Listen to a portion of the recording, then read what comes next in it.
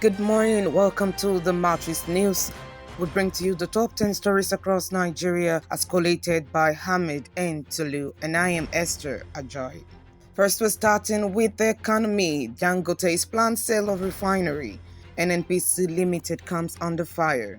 Let them buy me out. Run the refinery best way they can, says Dangote.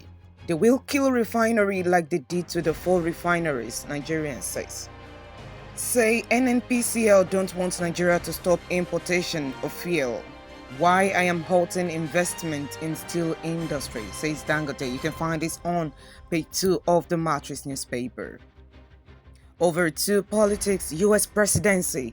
Kamala Harris vows to make history. Trump labels vice president easier opponent. Cooked Biden was never fit to run or serve, says Trump.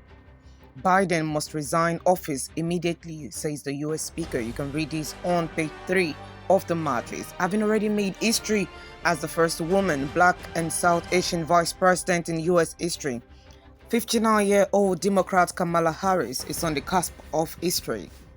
Still on economy, Zenith Bank retains position as Nigeria's #1 bank by Tier 1 capital for 15 consecutive years in the 2024 top 1000 World Bank ranking. For the 15th consecutive year, Zenith Bank PLC has retained its position as the #1 bank in Nigeria by Tier 1 capital in the 2024 Top 1000 World Banks rankings, published by the Banker magazine.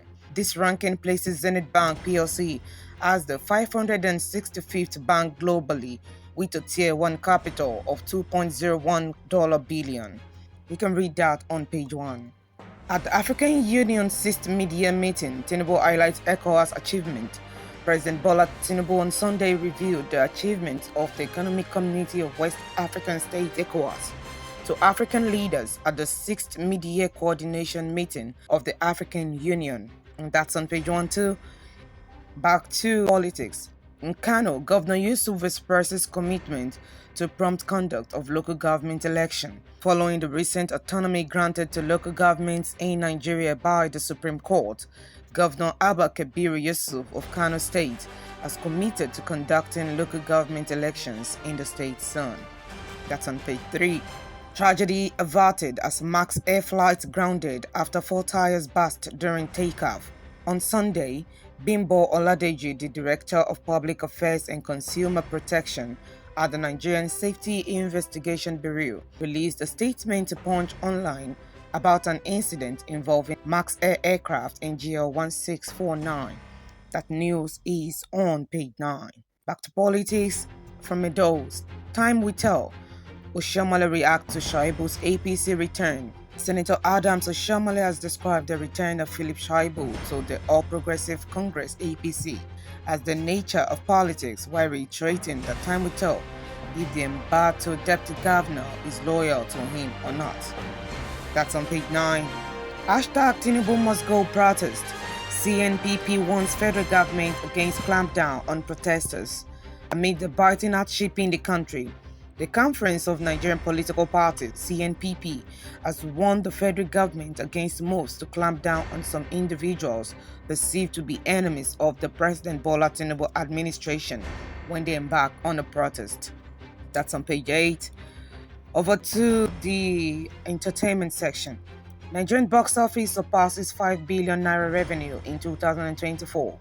Over 5 billion naira has been made at the Nigerian box office in the first 7 months of 2024, exceeding the ambitious goal of 10 billion naira by the end of the year.